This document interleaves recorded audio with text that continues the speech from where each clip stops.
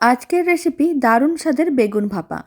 নমস্কার, আমি রুমি। আপনাদের সবাইকে আবারও একটা দারুণ স্বাদের রেসিপিতে স্বাগত। প্রথমে কড়াইয়ের মধ্যে বেশ কিছুটা পরিমাণ সরষের তেল দিয়ে দিলাম, আর দিয়ে দিচ্ছি কেটে রাখা বেগুনের টুকরো। আগে থেকে লবণ হলুদ মাখানো ছিল। বেগুনের টুকরোগুলোকে উল্টে পাল্টে লাল লাল করে ভেজে তুলে নিতে হবে।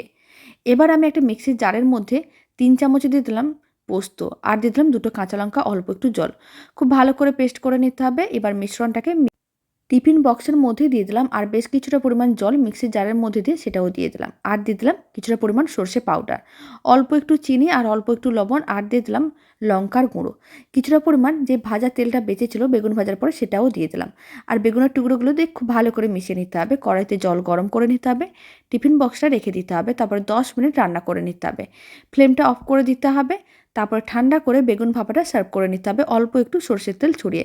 তাহলেই রেডি হয়ে যাবে দারুণ স্বাদের বেগুন ভাপা।